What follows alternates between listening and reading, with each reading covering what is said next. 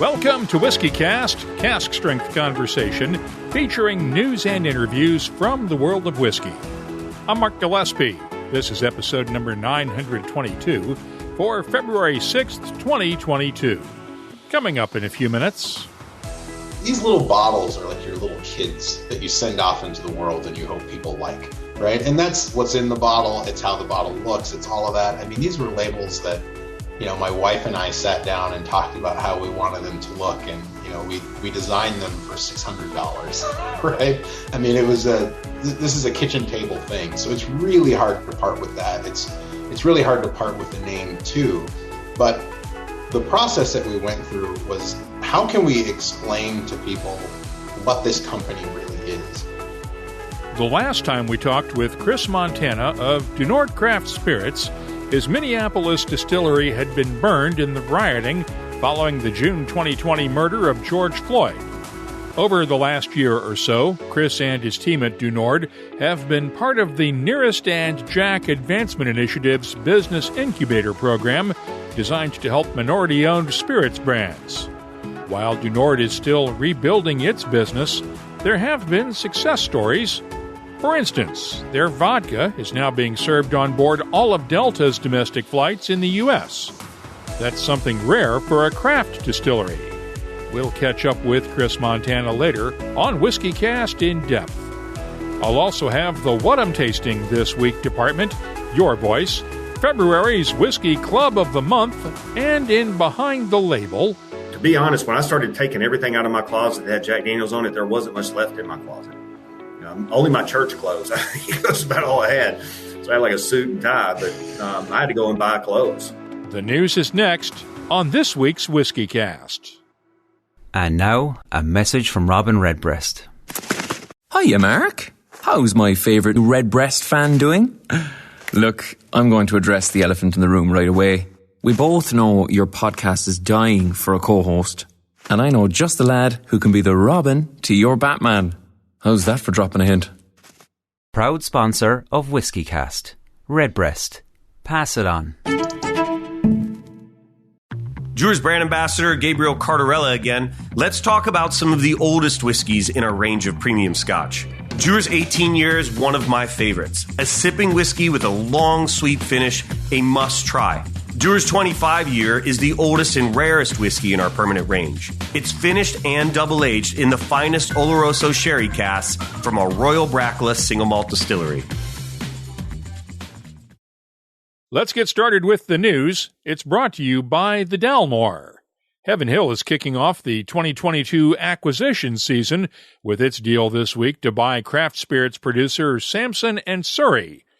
Now, that's a name you may not be familiar with, but it's the parent company for noted craft brands like Few Spirits, Widow Jane, and Bren French Whiskey.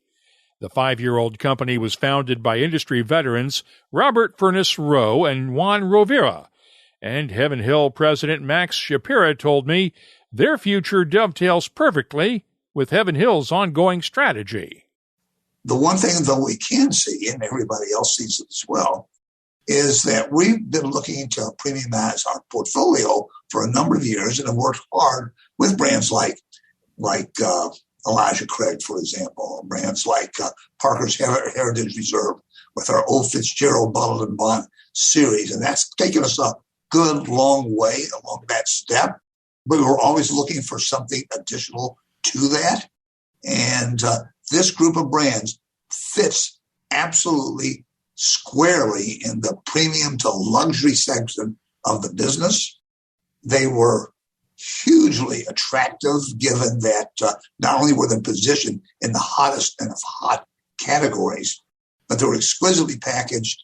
The liquid was outstanding. They've had significant growth and real momentum achieved as we are literally speaking here today. And we just thought they're on the cusp of not only having some great profile already, but on the cusp of some extremely solid and active growth in the months and years ahead. They were managed by great people, Robert and Juan, who have been running this company, founded the company, Samson Surrey, are obviously staying with us. This is going to be a separate entity within the Heaven Hill organization for developmental premium brands. And we may actually it may help us in some routes to market with some of the brands that are in our portfolio that we can go in and out of Samson Surrey with as the months and years ahead. But the immediate thing, of course, is to focus on the group of 6 brands that are involved in this transaction. What's in it for these guys besides better financial stability long term? Well, I think that's it. They love the business. They created this. This is sort of their babies. They want to see them go where they believe the potential lies, which is much larger than they are now. The growth they've had today has just been spectacular, but there is a lot more that we can achieve together, and that's what it is. We over and above the brands, it was the people involved in the Samson Surrey organization that also led us to the confidence that this was the right acquisition for Heaven Hill. In addition to the whiskey brands, the deal includes Philadelphia Distilling, which makes Blue Coat Gin and has been laying down whiskey for future releases. It also includes the Tequila Ocho and Mezcal Vago brands. Samson & Surrey acquired its brands in many cases from their founders, and both Paul Hletko of Few Spirits and Allison Park of Bren praised the deal. Terms were not disclosed. Now, Max Shapira mentioned the desire to premiumize Heaven Hill's portfolio as one of the reasons for doing the Samson & Surrey deal. We have been seeing that premiumization trend for the last several years, and there's more evidence this week to back up that desire. The Distilled Spirits Council released its annual economic report on the U.S. spirits industry Thursday. Spirit sales across all categories grew by 12% last year over 2020, with sales at bars and restaurants driving that growth as the hospitality sector starts to recover from the pandemic.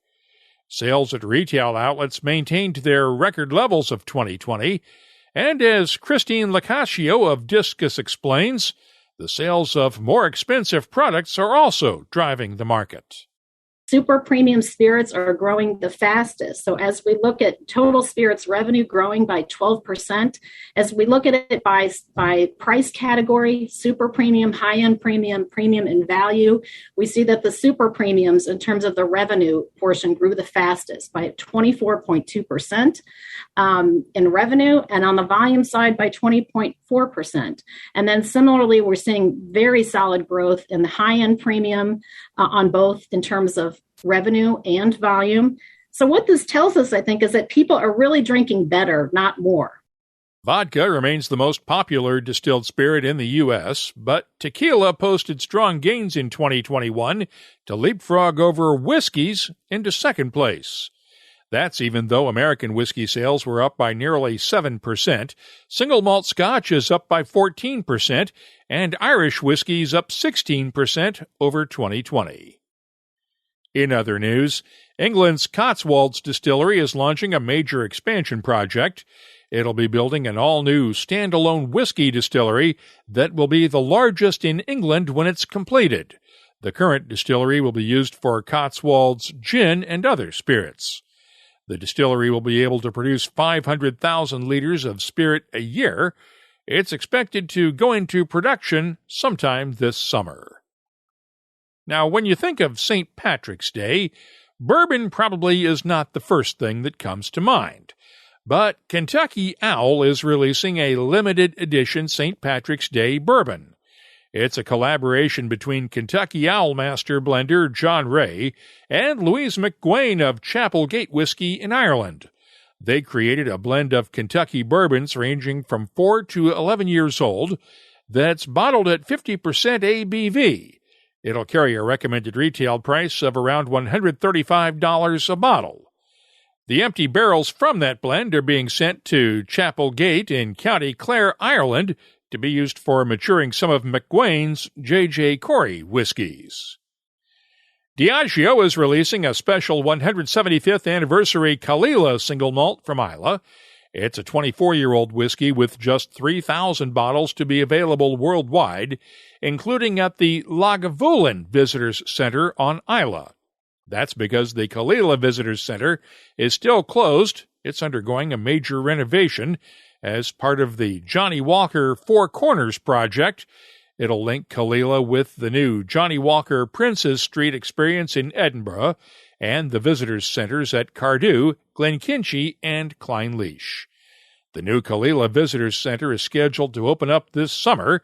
No word yet on whether it'll be open in time for the Isla Festival of Malt and Music at the end of May. The legal battle between the Scotch Whisky Association and British Columbia distiller Graham McAloney is heating up. McAloney is a Scottish expat, and the SWA has filed a lawsuit in British Columbia over his use of words like Glenloy and Invermally on his Canadian single malt whiskies, which come from his McAloney's Caledonian distillery in Victoria. That last one alone has the veins on the foreheads of the SWA's lawyers standing out. They claim the use of those words are, quote, evocative of Scotland and could confuse consumers. While that lawsuit is pending, McAloney says the SWA cost him export business in Germany after threatening his importer there with a lawsuit.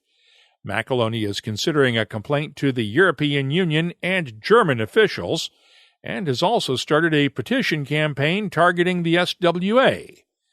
If all of this sounds a bit familiar, you may recall our coverage 10 years ago when Canada's Supreme Court sided with Nova Scotia's Glenora Distillery in a similar lawsuit. Finally, the round-robin moves of distillery managers around Scotland continues. You'll recall that John Campbell left Laphroaig to become the production director at Lochlee Distillery in November. Now, the former manager at Lochlee has landed at Rosebank Distillery in Falkirk. Malcolm Rennie will oversee the final stages of reconstruction work now underway at Rosebank before it reopens later this year.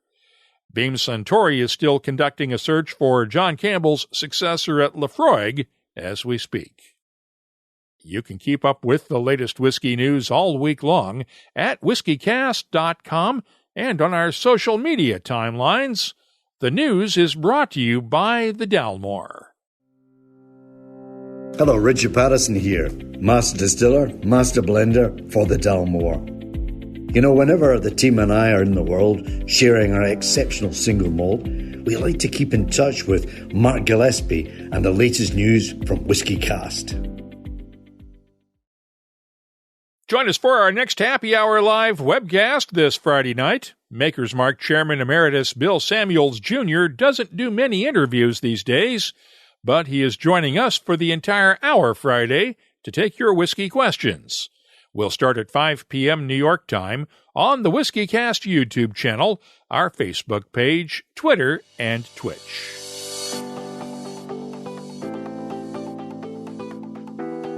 Time now for the WhiskyCast calendar of events, brought to you by Catoctin Creek Distilling.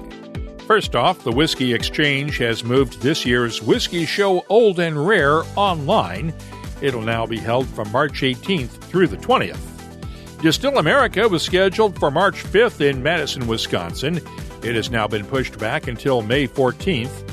And the Trondheim Whiskey Festival in Norway has now been pushed back from March 12th until May 28th.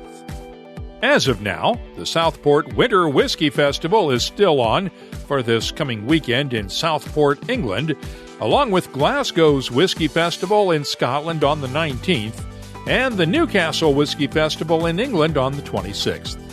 The Fife Whiskey Festival is March 4th through the 6th in Scotland.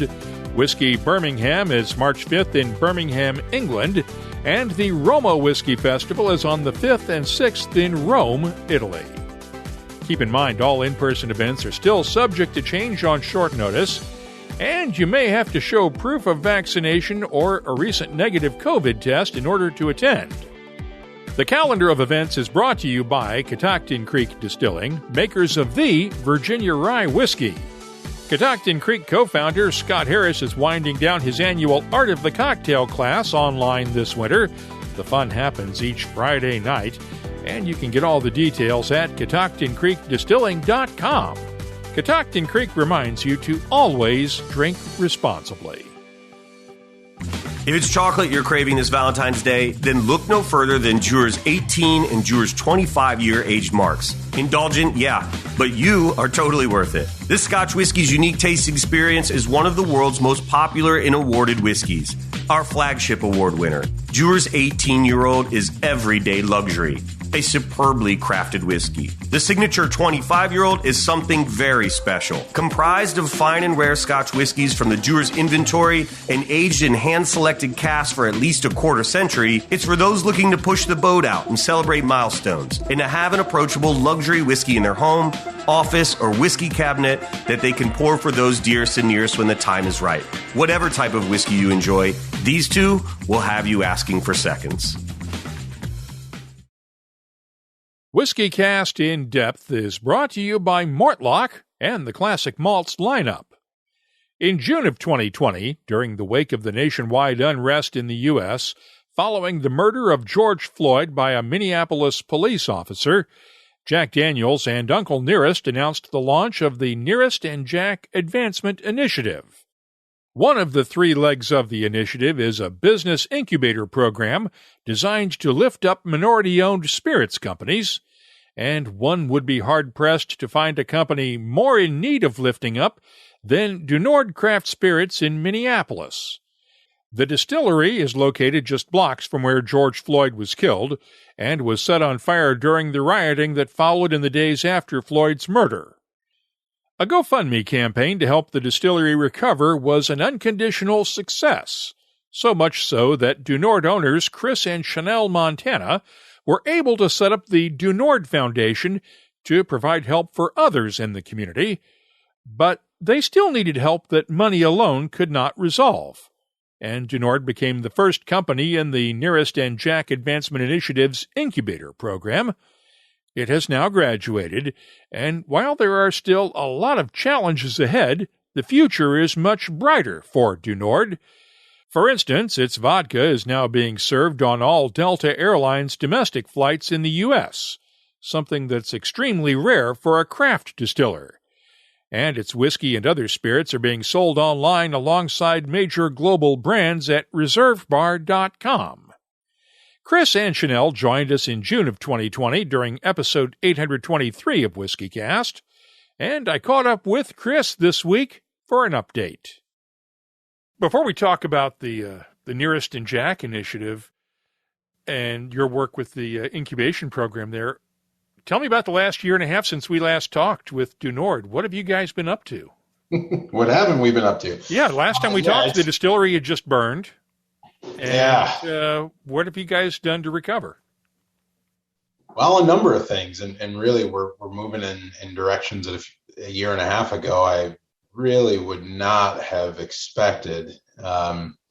We're still hacking through how we're going to recover the physical space of the distillery, and I think we've got a good plan there.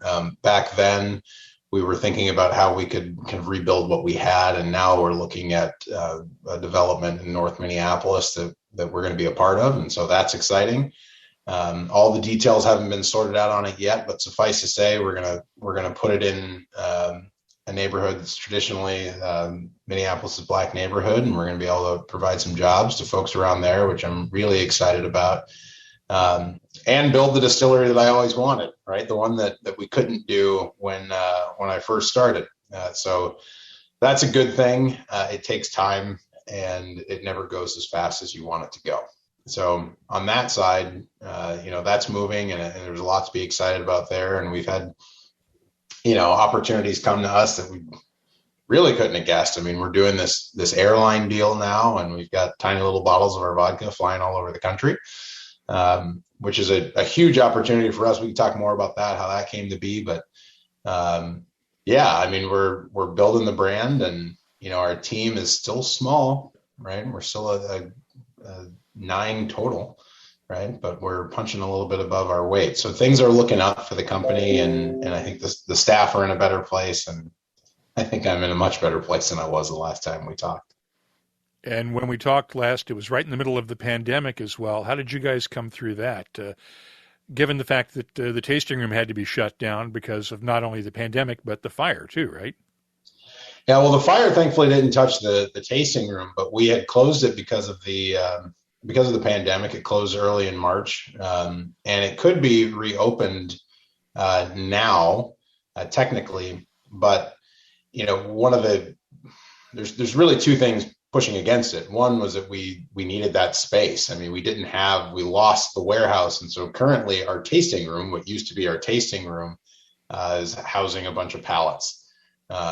And the other side of it is that Minnesota's production laws are really low. The definition of a micro distillery doesn't exceed 40,000 proof gallons, and we're scraping right up against that number. And so if we open it, we would then just have to shut it.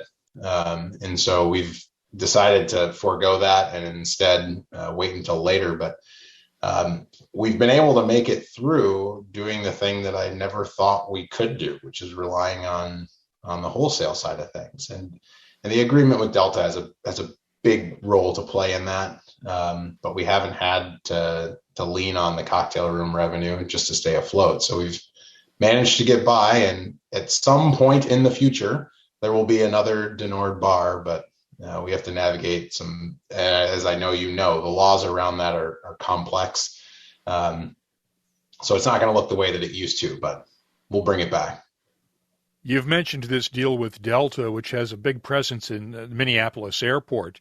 Mm-hmm.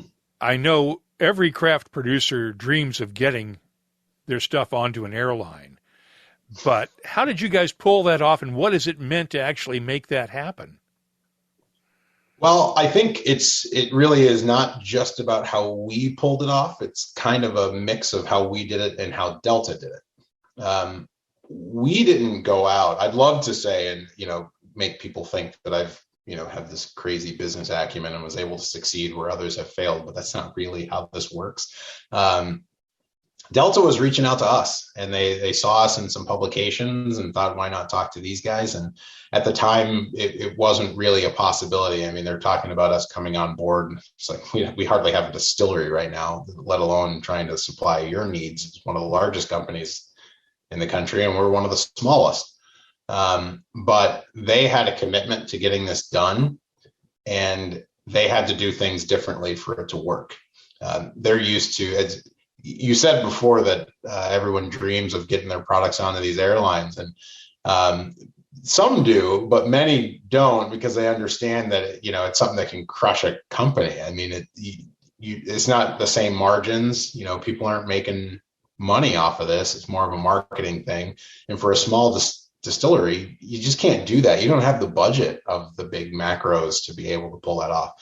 So we explained that to Delta as I don't have a marketing budget sufficient to handle this. Our marketing budget at the time was about $0.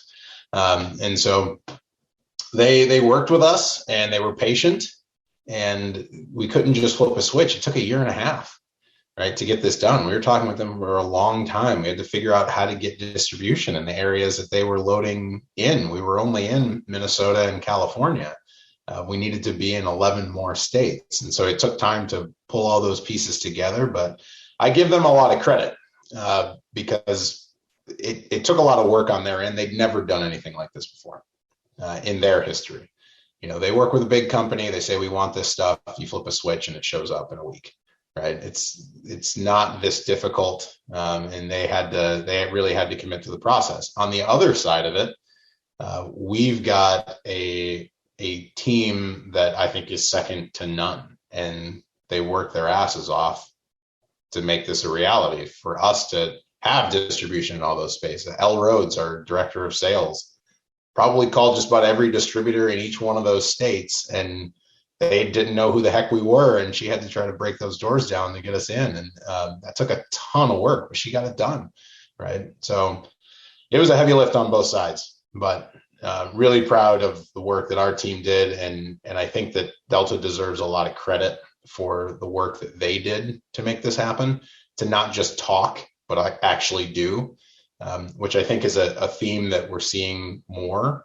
And when we talk about, the Nearest and Jack Advantage initiative, it comes into play there. But instead of just saying, hey, it'd be nice if we could diversify our supply chain, but no one can handle us, and so we can't, they actually made it happen.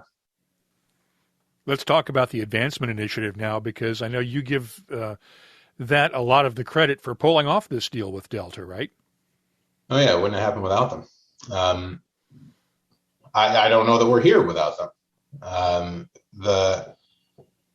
With the Delta project, that they helped in many ways. Obviously, we went through a rebrand. We can talk about that, and they were instrumental in that process. But also, when we did a lot of prep and to get ready to be able to produce for Delta, and that as towards the 11th hour, and some of the numbers shifted on us, we realized that all the equipment that we had was just inadequate. There was no way we were going to pull this off.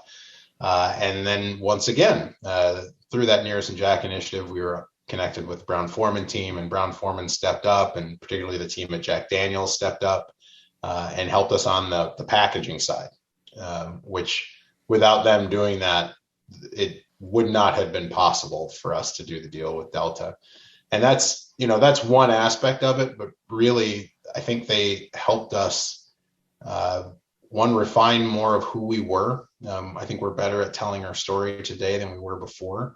They helped us with a rebrand that I think gets us towards telling that story in a more effective way, so people actually know that we make the products that we make, which wasn't all that clear before. Top to bottom, from how we run the business to how we talk about it to what we look like on the shelf, they've had their fingers in every step of it. And part of that rebrand was changing the name to Denord Social Spirits, right?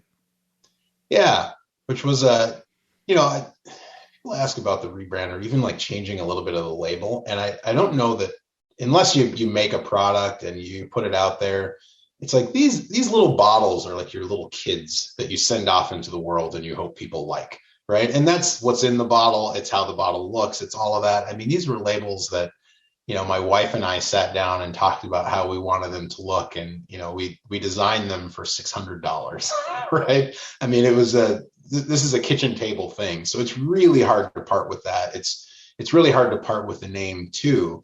But the process that we went through was, how can we explain to people what this company really is?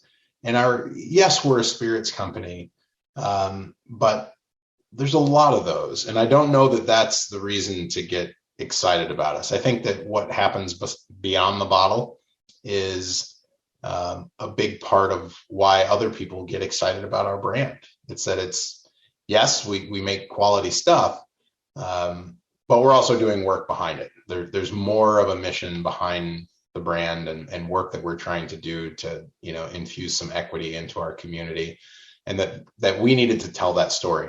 So the shift to changing craft to social, it's not to say that we're still officially Denord Craft Spirits, doing business as Denord Social Spirits. We didn't change the company name. But that social piece, we first of all recognize that, spirits are a social activity, right? They really shouldn't be consumed alone. They should be consumed with company, right? But then the other side of it is that I think all businesses have a responsibility to have a positive social impact in some way.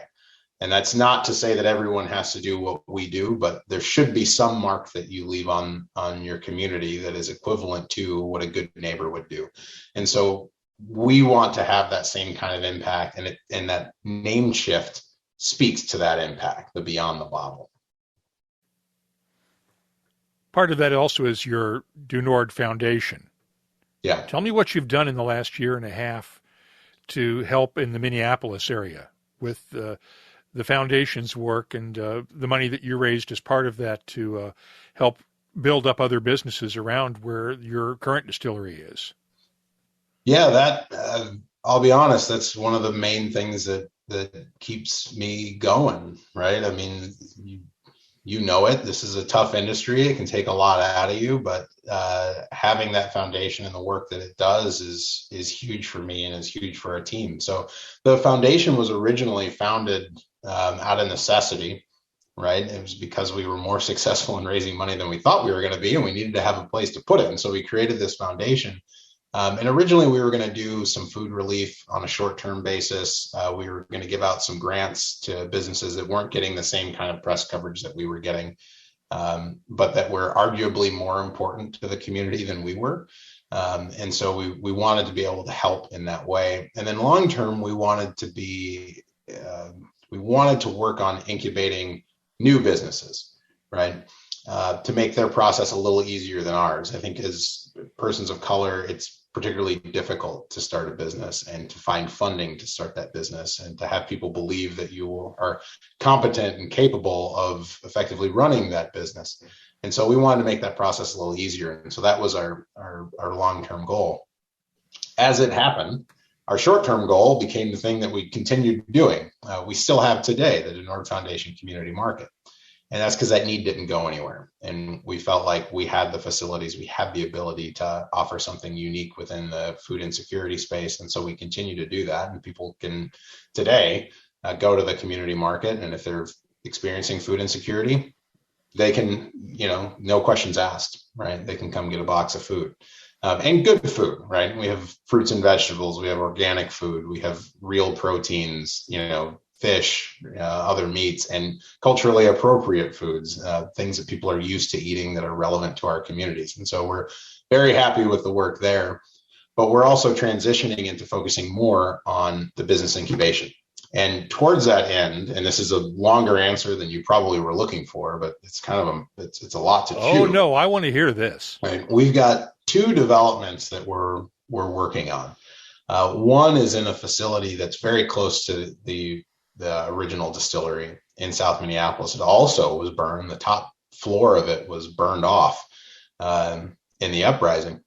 And we are working on acquiring that building, and we're going to put in an incubation concept there that's actually focused more on low alcohol, and non-alcoholic, so beer, seltzer, those types of things. And what I think is a kind of a cool model, I have zero interest in owning a beer brand or dealing with that or dealing with distribution. So we aren't going to. Instead, we're going to incubate other people who want to own their brands, create that facility so that way they don't have those upfront costs, and let them pocket the profits from any of their distribution. And with the hope that they will eventually hit it big, find some investors, and then graduate out of our space. So that's one side of it. The other side of it is in North Minneapolis, where we are going to be doing some food and beverage incubation. So people who are doing prepared foods, again, I don't really want to run a restaurant. That seems terrifying to me. So instead, let's make that an opportunity for other people. And, we're working with some cool partners up there so that we will going to be able to, again, find those BIPOC entrepreneurs, bring them in, take out some of those upfront costs. So they're not having to build out a kitchen. They're not having to rent kitchen space at the going rates, which are high, right? And kind of penalize growth. Instead, let's get them in, let's give them a platform and a space where they can build their brand and maybe make some of the mistakes without having the consequences be as high as they typically are. And so those two efforts are happening at the same time. And both of them are a lot to process for us. I mean, we're a small organization, but we've got good people working on it. And I think in the next 2 years, you're going to be able to meet some of the people that we've put through these programs. And I can't express how excited I am about us getting that fully off the ground.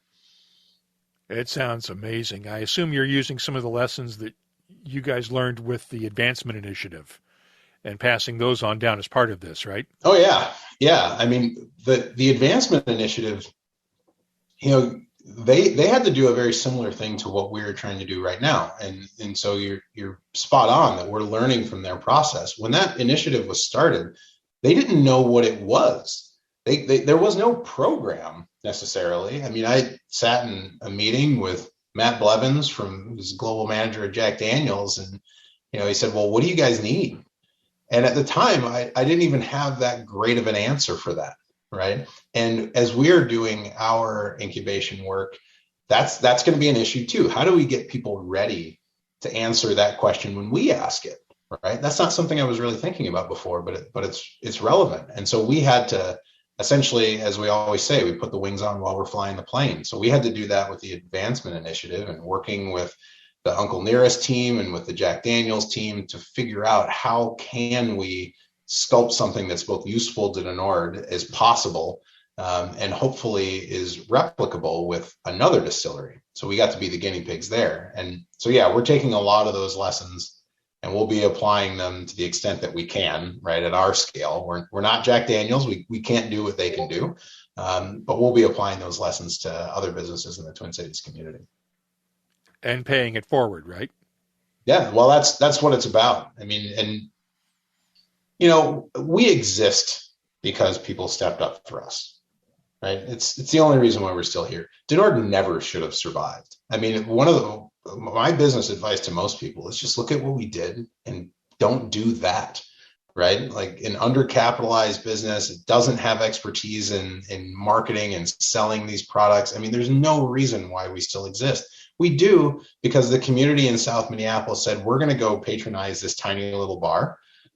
Because they're in our community and we're going to go support them, even though we could go to other places that have more offerings and, you know, we're going to go to Denord. And so it's a no brainer. It's like, of course they supported us. And so we support them. So when we were in need, you know, you don't really think about it. You just do what they did for you. Within the industry, same story. So many people have, and organizations and individuals have stepped up to try to elevate us and, you know, put us on a pedestal that we may or may not have deserved, but to keep us going. And so it's, you know, paying it forward is one way to look at it. Paying it back is another, right? A lot of people have poured into us. So it's our responsibility to pour back. So we'll keep doing that. And it's not just me. And I always want to make sure whenever I have an opportunity to talk about Denord and what we do, that I have a particular way of looking at how businesses should operate in the world, but our company operates the way that it does because the 9 people that make up Denord Craft Spirits are all pushing towards that same goal. Like we all recognize that that's what we want to do. Not every idea comes from me. It really doesn't. It comes from the whole team. So it is a team effort. I know that's cliche and whatever, but people should know the other people behind this brand who are working their tails off and are also thinking every day about, well, what is the impact that we have in our community? And is there a way for us to do this better? The Nearest and Jack Advancement Initiative is now looking for the next minority-owned spirits company to join the incubator program. We have posted a link for more details in the show notes for this episode at whiskycast.com. That's WhiskyCast In-Depth. It's brought to you by Mortlock, whiskey's best-kept secret.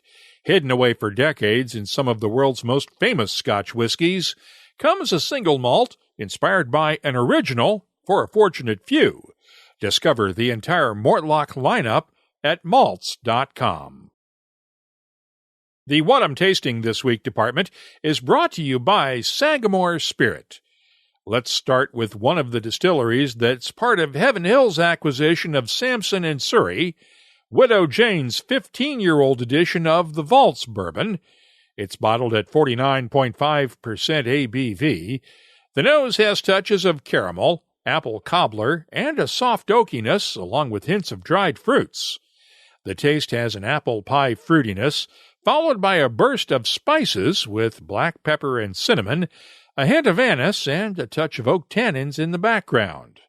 Adding some water knocks down the spices just a bit and increases the complexity by opening up touches of vanilla and honey. The finish is long, dry, and oaky with subtle hints of fruits and spice. I'm scoring Widow Jane's The Vault's 15-year-old a 94. We finally have the chance to taste what Charlie Downs, Jody Filiatro, and the team at the Evan Williams Bourbon Experience in Louisville have been making at their micro distillery over the past few years. Square Six Bourbon is named for the Main Street block where the experience is located on the original maps of Louisville when the city was being laid out back in pioneer days. Square Six is sold only at the experience and a handful of Kentucky retailers. It's bottled at 47.5% ABV. The nose has notes of leather, tobacco, a hint of baking spices, honey, vanilla, and cocoa powder. The taste has baking spices, anise, and a bite of cinnamon that comes out slowly, along with touches of dark chocolate, honey, vanilla, and caramel underneath. The finish is long and dry with subtle spices and touches of oak, honey, and cocoa powder. I'm scoring Heaven Hill's Square Six Bourbon a 93. More tasting notes in just a minute, but first, our tasting notes are brought to you by Sagamore Spirit Rye Whiskey. They're reviving the tradition of Maryland-style rye at their Baltimore Farm and Waterfront Distillery. In-person tastings are available once again at the distillery in Baltimore, but you'll also find a variety of virtual tours, tastings, and other experiences at the Sagamore Spirit website. Visit sagamorespirit.com. Please drink responsibly. Got a package of samples the other day from the Thompson brothers, Phil and Simon, in Dornoch, Scotland, including a 2009 Speyside single cask bottled for London's Melody Whiskey Bar. This one comes from a distillery in Rothes and was matured for 12 years in an ex-sherry octave-sized cask. It's bottled at 54.7% ABV. The nose has notes of figs, dates, toffee, black tea, and hints of brown sugar and honey. The taste is very thick, almost cough syrup thick, with touches of licorice, honey, toffee, baking spices, and just a hint of lemon. The finish is long and spicy with a touch of lemon, and I'm scoring the Thompson Brothers 2009 Speyside single cask for the Melody Whiskey Bar an 89. They also bottled a 30-year-old 1991 Isla single cask for HNWS in Taiwan. This one was a refill barrel bottled at 50.2% ABV. The nose has a gentle smokiness with hints of creosote, lemongrass, brine, smoked salmon, and a hint of butterscotch. The taste has a subtle smokiness with a slow buildup of spices and touches of butterscotch, brine, and smoked salmon. The finish is light, aromatic, and subtle with a bit of smoke and touches of spice.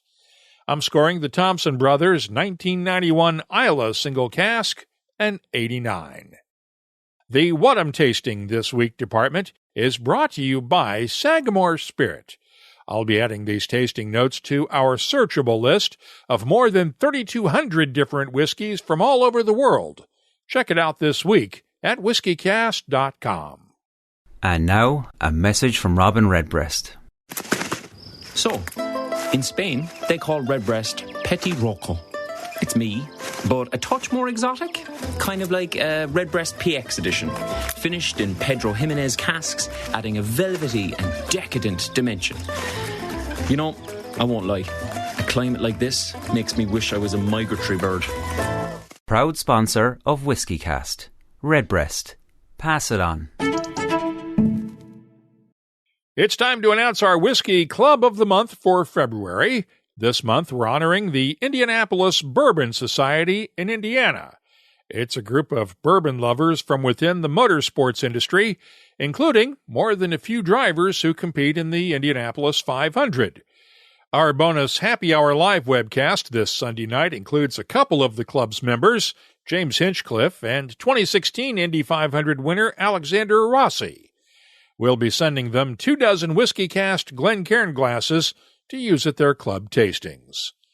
Now, if you're in a whiskey club and would like to nominate your club for next month, it's easy. Just use the contact form at whiskycast.com to get in touch with us.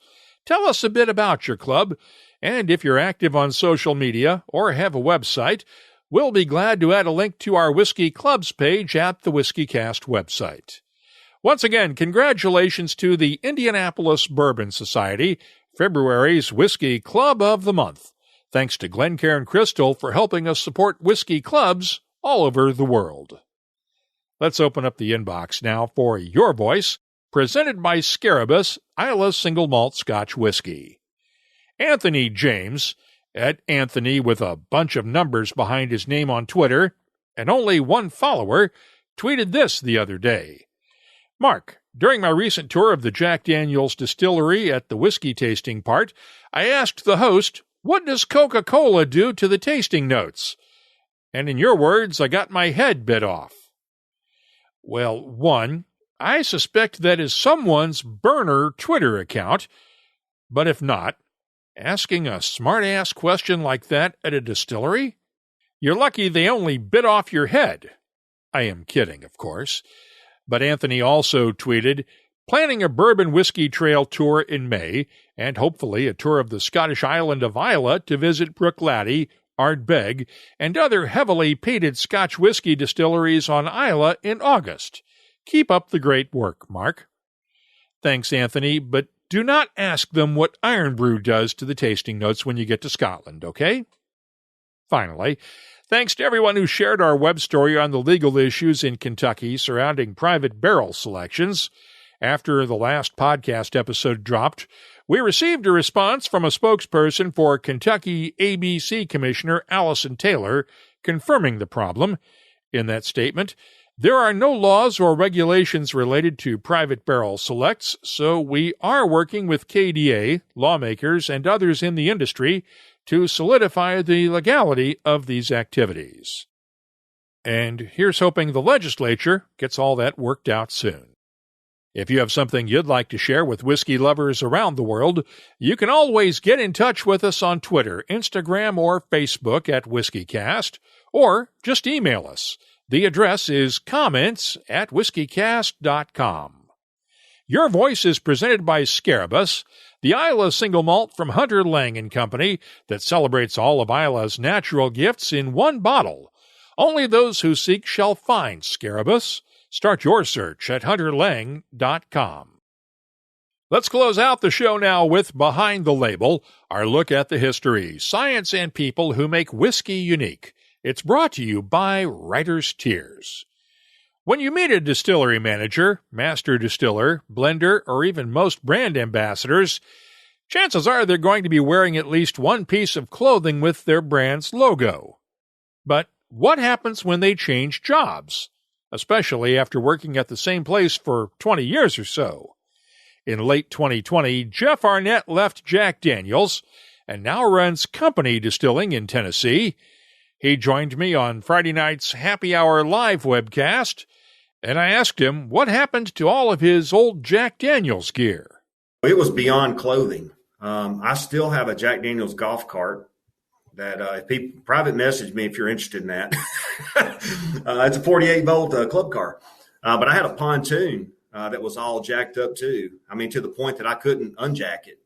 So one of the guys that's been a huge follower of Jack Daniel's and bought the Jack Daniel's Indian motorcycles. There's a collectible motorcycle that's been produced every year for the last 5 or 6 years. He's bought every single one of them. So he's done pretty well for himself. He's a commercial contractor, builds a lot of dairy, food type industry buildings.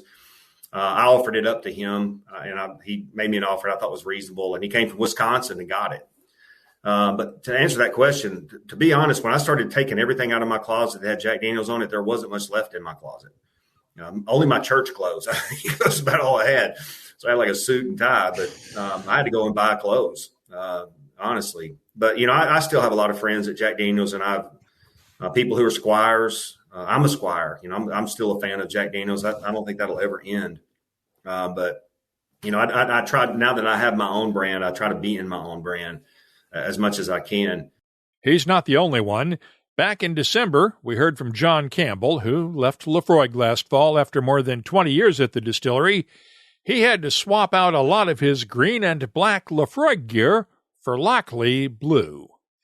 In sports, when coaches change teams, especially at the college level, they've been known to hold charity yard sales to get rid of their old team's gear, or they just donate the stuff to a local thrift shop. Don't be surprised if you see more distillers doing that in the future when they change jobs. If you have something you'd like to see us look at on an upcoming episode, just use the contact form at whiskycast.com to get in touch with us. Behind the Label is brought to you by Writer's Tears. Writer's Tears Copper Pot, a rare style of Irish whiskey with a creative twist. A unique triple-distilled blend of single-pot still and single-malt premium Irish whiskies. Writer's Tears Copper Pot. Do you dare to be creative? That's all for this edition of WhiskyCast. You'll find links for the stories in this episode in our show notes at whiskycast.com.